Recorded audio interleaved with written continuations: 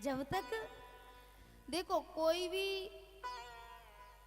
भी चीज हो, एक बार सुनकर वो हृदय में बैठती नहीं है।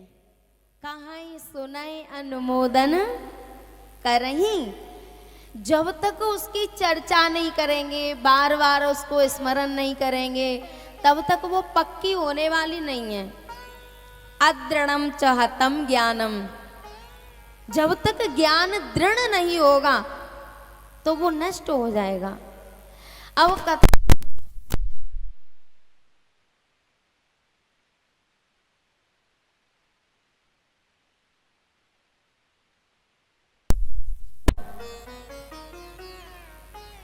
याद रहे तो बताएं। मैंने अपने कानों से सुना है। जैसे कोई माँ आती है कथा सुनने और घर जाती है तो घर वाले पूछते हैं कथा सुन के आई हो? बोले हाँ। तो आज क्या सुना, थोड़ा बताओ।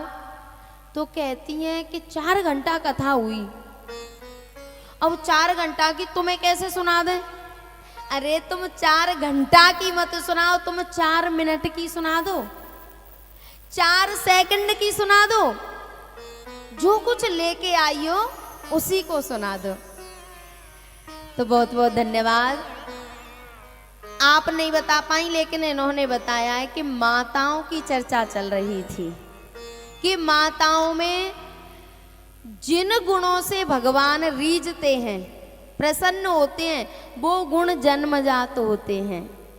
सेवा, समर्पण, त्याग, करुणा, दया, और भगवान इन्हीं गुणों से तो रीझते हैं। लेकिन एक शत्रु होता है, उसकी बात पे पहुंच गए थे। एक छोटा सा अवगुण है जो हमें भगवान से दूर रखता है।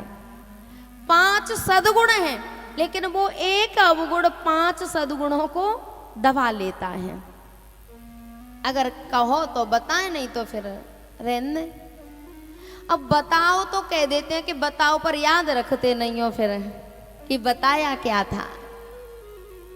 मैयाओ, वो हमारा शत्रु है, वो दुर्गुण है ईर्षा। जिसके यहाँ ईर्षा आ गई उसके जीवन में सुख शांति आने वाले, जिसका स्वभाव ईर्षालु बन गया। अच्छा, ये पुरुषों में कम मात्रा में होता है, होता तो है पर कम, कहीं कहीं, और माताओं में इसका अधिकता देखी जाती है।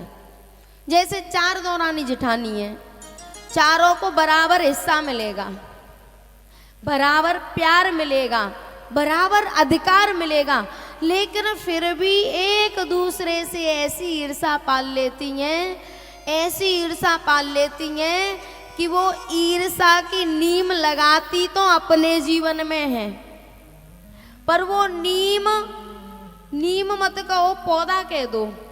ईर्षा का पौधा लगाती तो अपने जीवन में है, लेकिन उसके फलों को 3 पीढ़ियां भोगती रहती हैं। 3 पीढ़ियां। ये माताओं में जो छोटी छोटी बातें तो सब जगह होती हैं भैया, लेकिन जो इन छोटी बातों को, और 2 प्रकार की माताएं होती हैं, एक तो चलनी जैसी और एक सूप जैसी। जो चलनी जैसी होती हैं वो अच्छी चीज को तो दान दे देती हैं। चलनी आटे को तो नीचे निकाल देती है और अपने हृदय में क्या रखती है? भूसी, गंदगी। आटे को तो दान दे देती है और बुराई को, गंदगी को अपने अंदर रखती है। और एक माँ ऐसी होती है जो सूफ जैसी होती है। सार सार को गह रहे तो दे उड़ाए। मैयाओ, जो नारी ऐसी होती है ना, किसी ने कुछ कहा तो बढ़िया भैया, एक कान से सुना और एक से निकाल दिया, वो तो सूप जैसी है। उसे पता है कि इन व्यर्थ चर्चाओं से कल्याण होने वाला नहीं है।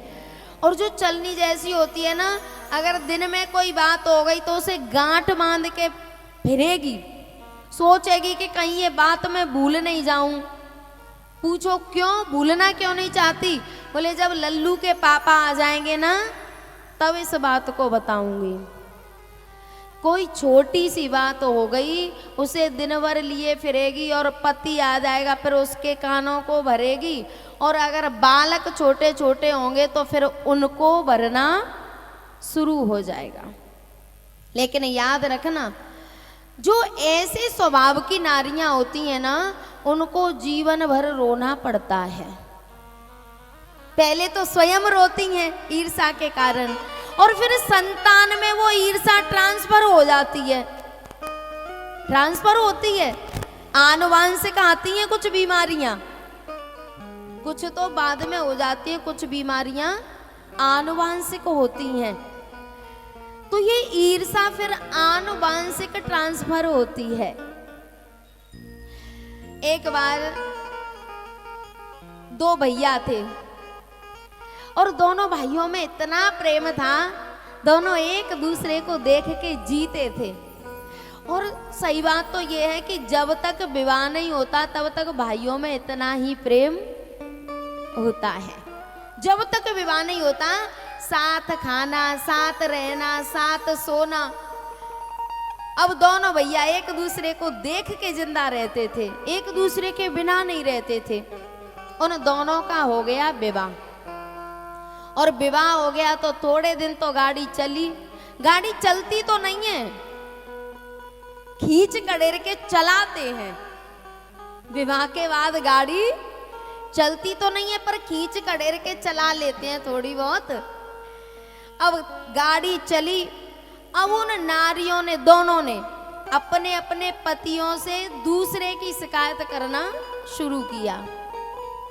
अब वो तो सुनते रहे, और यहाँ तक बात आ गई कि उन दोनों ने दोनों भाइयों को बात करने से बंद कर दिया। आप दोनों आपस में बात नहीं करेंगे। बोले ठीक है। अब वो घर में तो एक दूसरे से बात नहीं करें, पर खेत पे जाके दोनों 1-2 घंटा बातें करें और फिर घर आ जाएं। अब उनके संतान हुई, एक के 4 बालक हुए और एक के 5। जैसे ही बालक बड़े हुए तो उन माताओं ने अब बालकों में वो ईर्ष्या ट्रांसफर करना शुरू कर दिया। छोटी कहती है बेटा ताई के घर मत जाना, हमारी लड़ाई चल रही है, कुछ खिला पिला देगी। बड़ी कहती है चाची के घर मत जाना, लड़ाई चल रही है, कुछ खिला पिला देगी। अब ये बच्चे जिनमें पैदा होते ही ये ईर्ष्या भरी जा रही है, ये बड़े होके प्रहलाद बनेंगे क्या, ध्रुव बनेंगे क्या? ये तो दुर्योधन और दुशासन ही बनेंगे। बच्चों में ट्रांसफर करना शुरू कर दिया। अब बच्चा कोरा कागज होता है, कोरे कागज में जो लिख दो वो हमेशा के लिए लिख गया। अब तो बालक बड़े हुए और बात धीरे धीरे इतनी बढ़ गई कि कोर्ट कचहरी तक बात पहुंच गई। बात कुछ नहीं थी, बात कुछ थी नहीं, बस अपनी छोटी सी ईर्ष्या। बच्चों में संस्कार डाल दिए कि ताई से मत बोलना, लड़ाई है, चाची से मत बोलना, लड़ाई है। अब उनको ये नहीं पता था कि लड़ाई का बात की है। घरों में जाओ, इतनी बढ़िया कोठी बनी होंगी और स्वामी जी बीच में एक दीवार लगी होती है, दीवार। पूछो भैया पास में कौन रहता है? बोले मेरा बड़ा भैया रहता है। तो बड़े भैया और छोटे भैया के बीच में दीवार कैसे खड़ी हो गई? बोले बात कुछ नहीं थी। एक बार मुझे कहीं जाना था, भैया गाड़ी को लेके चला गया, बस उसी दिन से हमारा मन मुटाव। कोई बात थी? गलत फहमी ने करी दोनों में पैदा दूरियां। इस गलत फहमी ने सुग्रीव और बाली को एक दूसरे का शत्रु बना दिया था, जबकि दोनों भैयाओं में बड़ा प्रेम था। गलत फहमी ने करी दोनों में पैदा दूरियां, वरना तो इतना बुरा तू भी नहीं मैं भी नहीं। बात कोर्ट कचहरी तक पहुंच गई और बात कुछ थी ही नहीं। एक दिन जो छोटा वाला था, जो बूढ़े बड़े वो भैया थे जिनकी संतान वो कोर्ट कचहरी कर रही है, उनमें से छोटे वाले को अटैक आया और वो मर गया। जैसे ही मरा तो बड़े भैया का हृदय, भैया भैया तो भैया होता है। महापुरुषों ने एक पंक्ति गाई है ना, चाहे भैया कितनो बैरी हो, पर भेद छुपाना ना चाहिए।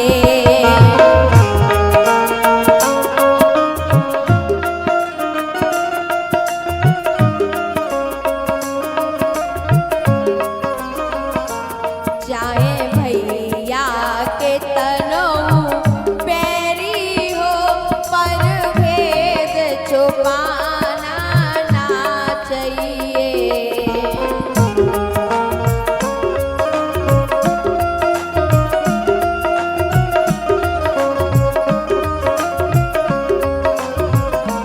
जिस भजन में राम का नाम ना हो, उस भजन को गाना ना चाहिए।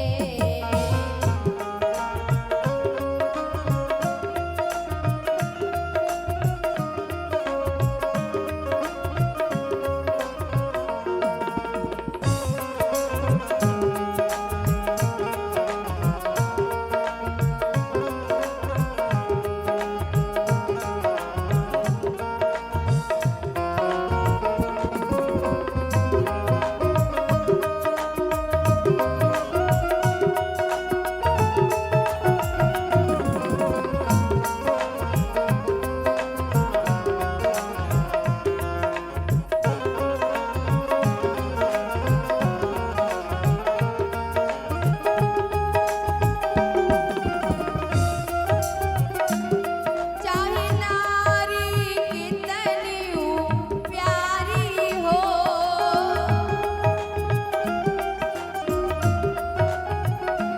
चाहे नारी कितनी प्यारी हो, पर भेद बताना ना चाहिए। चाहे भैया कितनो बैरी हो, चाहे भैया कितनो बैरी हो, पर भेद छुपाना ना चाहिए।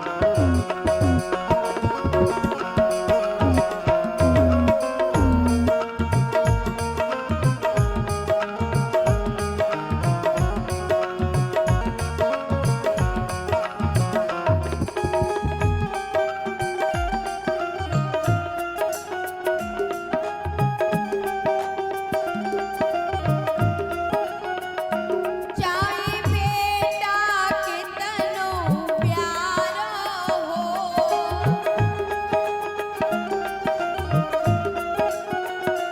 पर सर पे चढ़ाना ना चाहिए।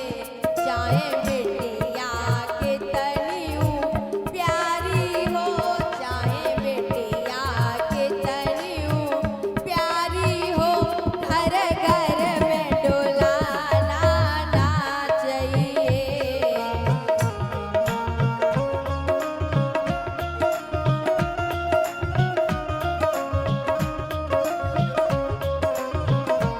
जिस भजन में राम का नाम न हो, जिस भजन में राम का नाम न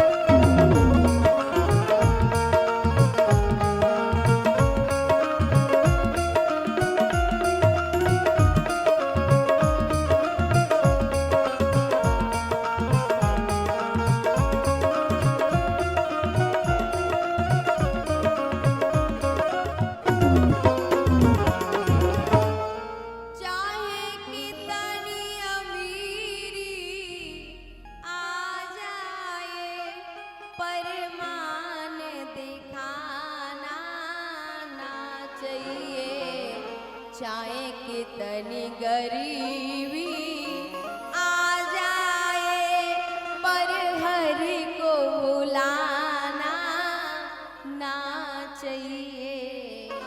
प्यारे, बैरी मारे घाम में डारे, भैया मारे छांव में डारे। भैया कैसा भी बैरी हो जाए, लेकिन फिर भी उसे अपने भैया की आएगी। अब जैसे ही छोटा वाला अटैक पड़ा और मर गया, तो बड़ा वाला चला। बालकों ने पूछा, पिताजी कहाँ जा रहे हो? अरे बोले, वो भैया खत्म हो गया है ना। बोले, कोई भैया नहीं था, हमारा शत्रु था, घर में बैठो। छोटे भैया के अंतिम संस्कार के लिए संतान ने जाने नहीं दिया। अब घर में बैठा बैठा रो रहा है, हे परमात्मा,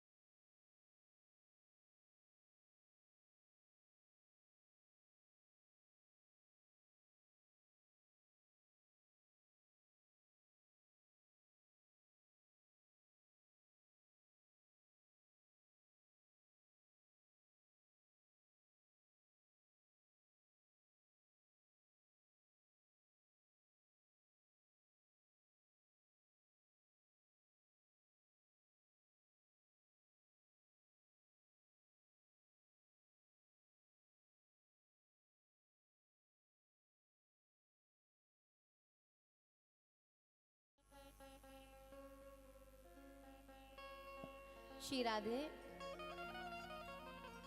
तो भैया अब घर में बैठा बैठा रो रहा है, परमात्मा, मैंने ऐसे कैसे कुकर्म किए कि ऐसी संतान पैदा हो गई जो मुझे मेरे भैया के अंतिम संस्कार में भी नहीं जाने दे रही। पर प्यारे, उसमें संतान का कसूर नहीं है, संतान का कसूर नहीं है, उसमें कसूर तो किसी और का है। उनको तो पता ही नहीं था कुछ, जाने अनजाने में उनके अंतःकरण में ऐसे संस्कार डाल दिए गए। बोले, कहीं नहीं जाओगे। अब घर में बैठा बैठा रो रहा है बड़ा भैया। और 13 दिन तक जो आते हैं ना रिश्तेदार, फिरने वाले, रोज आते रिश्तेदार, और वो घर में बैठा रहता। बालक उसे कमरे में बंद कर देते, बाहर से कुंडी लगा देते, और वो अंदर बैठा बैठा रोता रहता। उसने कहा, बेटा, दुश्मनी भैया से थी ना, अब वो तो चला गया, अब काहे की दुश्मनी? बोले, नहीं, कहीं जाने की जरूरत नहीं है। अंत में जब भंडारा होता है ना, अब वो बड़ा भैया बैठा बैठा सोच रहा है कि ना तो अंतिम संस्कार में जा पाया, ना फिरने वालों के पास बैठ पाया, कम से कम एक निवाला भंडारे का मिल जाए तो मेरी आत्मा को शांति मिल जाएगी। बच्चों ने जैसे ही भंडारा शुरू हुआ तो बाहर से कुंडी लगा दी, अंदर बंद कर दिया, और पूरे दिन बंद रखा। जब शाम हो गई, सब रिश्तेदार चले गए लौट लौट के, और जब काम वाले भोजन करते हैं ना, तो बालकों ने सोचा कि अब कहीं नहीं जाएंगे, अब तो सब रिश्तेदार गए, काम वाले भोजन कर रहे हैं, तो कुंडी खोल दी। और उसने देखा कि अब कोई देख नहीं रहा, दबे पांव धीरे धीरे गया और काम वालों की जहाँ चप्पल जूता उतरे थे ना, उनमें जाके बैठ गया। अब मान सम्मान की इच्छा नहीं है, काय की इच्छा है? एक कौर प्रसाद मिल जाए बस। जब परोसने वाले आए तो उन्होंने, किसी ने, कोई सज्जन था, उसने देखा, ओहो, ये इतना बड़ा भंडारा कर रहे हैं और इनका ताऊ काम वालों की पनैयाओं में बैठ के भोजन के लिए इंतजार कर रहा है। वो गया, भैया धिक्कार है तुम्हारे जीवन को। बोले, क्या हुआ? बोले, तुमने ऐसा भंडारा किया और तुम्हारा ताऊ काम वालों की पनैयाओं में बैठ के भोजन करने का इंतजार कर रहा है। वो दौड़ के गए, क्षमा मांगी ताऊ से, ताऊ गलती हो गई, हमने आपको निमंत्रण नहीं दिया, क्षमा कर दो, हमसे अपराध हो गया। ताऊ ने कहा बेटा अब जो हुआ सो तो हुआ, पर अब मेरा भैया तो चला गया और मेरे जीवन का भी कोई इंतजार, कोई भरोसा नहीं है, जाने कब मेरी जिंदगी पूरी हो जाए। तो तुम एक काम करो, 5 तुम और 4 वो, तुम एक हो जाओ तो भैया मेरे भी प्राण निकल जाएंगे तो मुझे ज्यादा कष्ट नहीं होगा, मुझे भी ज्यादा दुख नहीं होगा। जैसे मेरा भैया चला गया पता भी नहीं चला, ऐसे ही किसी दिन मैं चला जाऊंगा। तब तुम 9 भैया एक हो जाओ तो मैं शांति से अपने शरीर को त्याग पाऊंगा। भैया वो बालक छोटे के 4-5 बालक गए और बड़े के जो बालक थे उनके पैर पकड़े और कहा भैया गलती हो गई, अब क्षमा कर दो और अब हम सब एक होके रहेंगे। ताऊ ने उन सब बालकों को गले से लगा लिया और फूट फूट के रोए, बोले काश अगर ये काम मेरे भैया के सामने हो जाता तो हम दोनों भैया ऐसे एक दूसरे के लिए तड़प तड़प के नहीं मरते। प्यारे, छोटी छोटी बातें गलत फहमी ने करी दोनों में पैदा, दूरियां वरना तो इतना बुरा मैं भी नहीं तू भी नहीं। मैयाओ ये ईर्षा हमारे जीवन को भी खराब करती है और हमारी 3 पीढ़ियों का भी जीवन खराब हो जाता है। ईर्षा से आज तक ना तो किसी को कुछ मिला है और ना भविष्य में मिलने वाला है। तो मैयाओ अगर ये ईर्षा मन में से निकल जाए ना तो ज्यादा भजन करने की भी जरूरत नहीं है। वो एक पंक्ति है ना, आदत बुरी सुधार ले, आदत बुरी सुधार ले, बस हो गया भजन।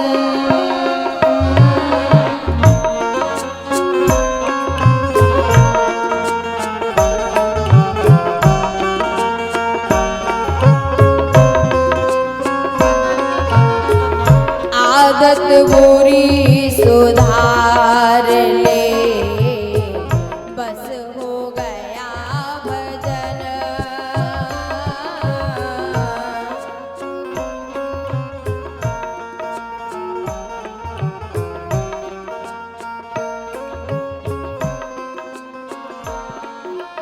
मन की तरंग मार ले, बस हो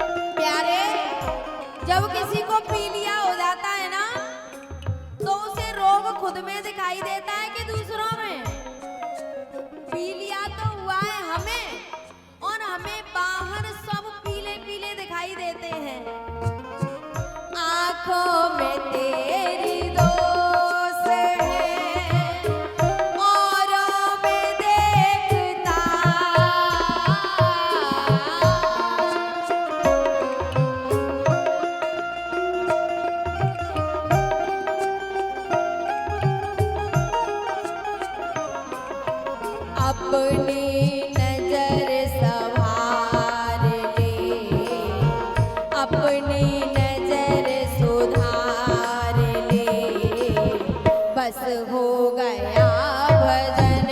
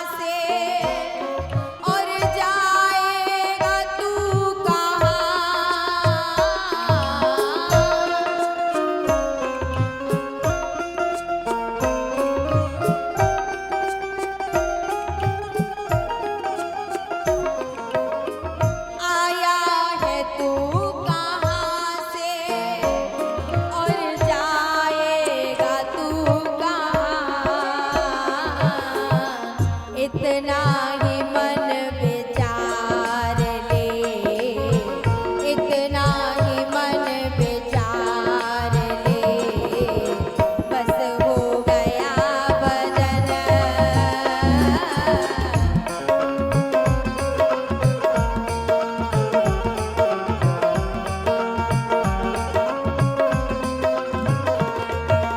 आदत बुरे सुधार ले, बस हो गया भजन।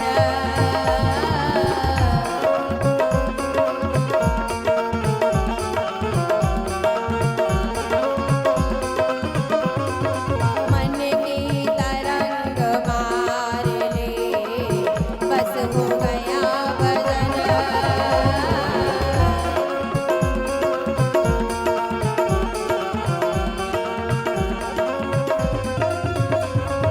समता का सुर माधार ले, बस हो गया भजन।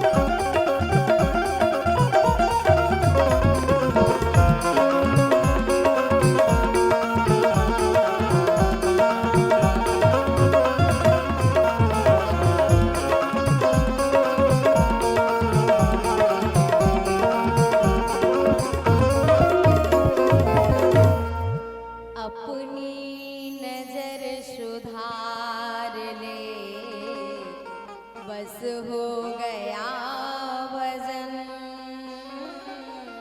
समता का सुर माधार ले, बस हो गया भजन। कल बात चली थी कि जब तीनों देवियां अनसुईया मैया के आश्रम में आई ना अपने पतियों को मांगने, तो अनसुईया मैया ने कहा, बोले अपने पतियों को तो ले जाओ, पर मुझे वचन दे के जाओ कि जो आगे बढ़ रहा है तुम कभी उससे ईर्षा नहीं करोगे। और एक निवेदन कर दूं, जिसके अंदर ईर्षा कूट कूट के भरी है, जिसके अंदर मत कहो, जिसके खून में ईर्षा भरी है, वो दूसरों से कहता है तुम ईर्षा करते हो। जो नंबर 1 का झूठा है, वो दूसरों से कहता है मुझे झूठ पसंद नहीं है। कैसी? देखो, दो प्रकार के रोग होते हैं, एक होते हैं तन के और एक होते हैं मन के। जो तन के रोग होते हैं वो तो खुद ही महसूस होते हैं। एक कांटा भी लग गया ना तो रात भर नींद आने वाली, जो तन के रोग हैं। तन का कष्ट है कांटा। और स्वामी जी, मन के रोग ऐसे होते हैं विपरीत, होते तो खुद के मन में और दिखाई सामने वाले में देते हैं। होते खुद में और दिखाई देते हैं सामने वाले में।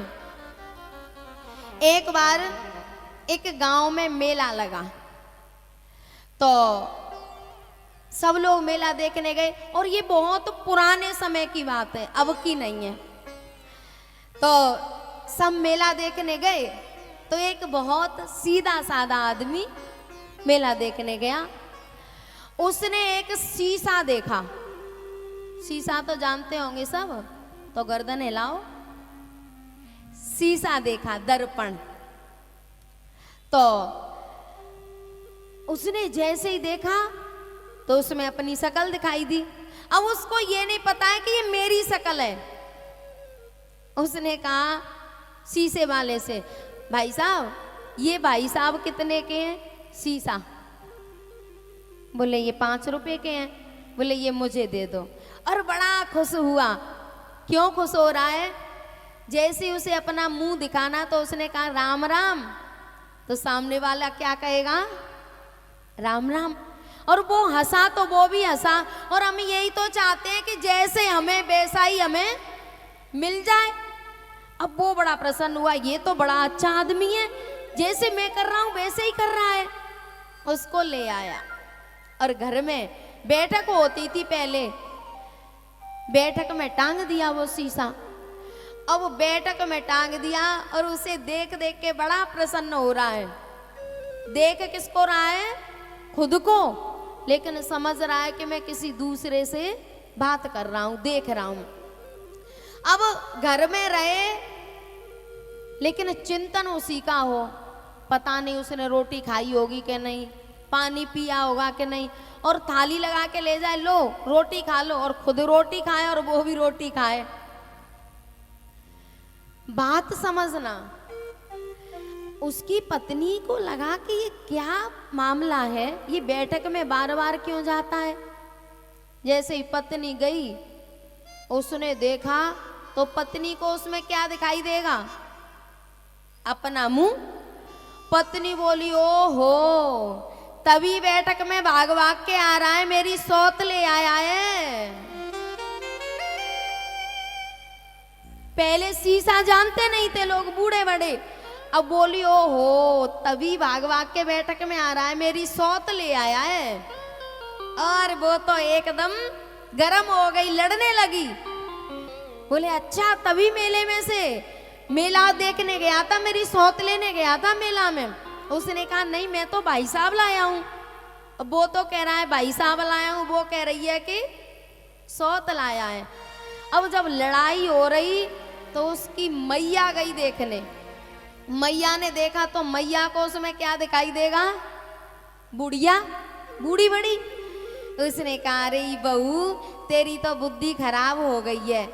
बता, ये तो किसी बूढ़ी बड़ी को सेवा करने के लिए लाया है। अच्छा है, देखो मेरा बेटा कितना अच्छा है, सेवा करने लाया है किसी बूढ़ी बड़ी को। अब बहू देखे तो उसमें सौत दिखाई दे, मैया देखे तो बूढ़ी बड़ी डुकरिया दिखाई दे।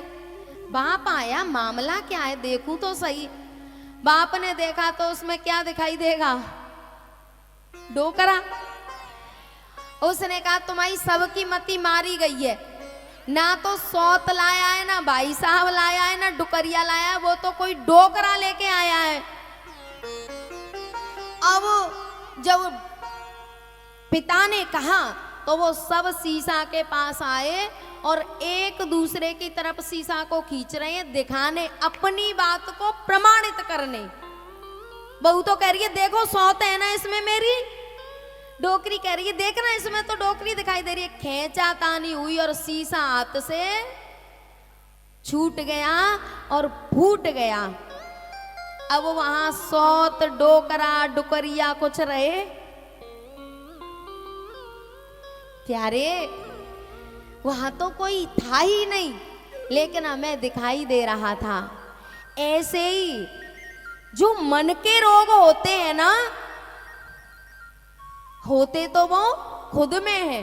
जैसे वो खुद दिखाई दे रहे थे, पर उनको क्या लग रहा था कि हमारा कोई दूसरा आ गया। ऐसे ही मन के रोग होते तो खुद में हैं, पर दिखाई सामने वाले में देते हैं। जो ईर्ष्यालु होता है उसे लगता है ये सामने वाला मुझसे ईर्ष्या कर रहा है। जो नंबर 1 का झूठा है वो कहता है तुम मुझसे झूठ मत बोलना, बस मुझे झूठ से नफरत है। जो दिन रात बेईमानी कर रहा है वो बच्चों की सौगंध खाता है कि मैं दोनों छोराओं की सौगंध खा रहा हूं ईमानदारी से। जो दिन रात बेईमानी कर रहा है वो काहे का वो दे रहा है? ईमानदारी का। तो प्यारे नजरों में तेरी दोस्त है, औरों में देखता, अपनी नजर सुधार ले, बस हो गया भजन, मन की तरंग मार ले, बस हो गया भजन। आया है तू कहाँ से और जाना है फिर कहाँ,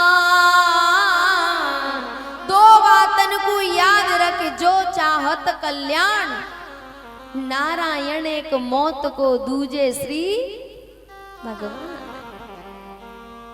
आया है तू कहाँ से प्यारे जाएगा फिर कहाँ, इतना ही मन विचार ले, बस हो गया भजन, समता का सुर मधार ले, बस हो गया भजन। अनसुईया मैया ने कहा बोले ले जाओ पतियों को तो, लेकिन आज के बाद किसी से ईर्षा मत करना।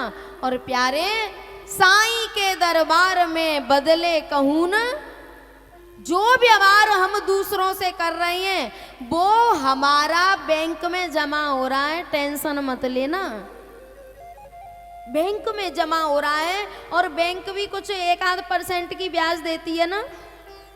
जब बैंक में हम पैसा जमा करते हैं तो बैंक भी देती है इंटरेस्ट, विद इंटरेस्ट मिलेगा, बिल्कुल मत सोचना। साईं के दरबार में बदले कहूं न जाए। स्वयं तीनों देवता अनसुईया मैया को निर्वस्त्र करने चले थे, पतिव्रत धर्म को नष्ट करने चले थे, और तीनों निर्वस्त्र पड़े हैं पलना में। साईं के दरबार में बदले कहूं न, परमात्मा को भी बदले चुकाने पड़े हैं। तो अनसुईया मैया ने कहा कि ले जाओ। जल लिया, तीनों के ऊपर डाला, और तीनों देवता और उनकी पत्नियां अनसुईया मैया को प्रणाम करके जा रही हैं।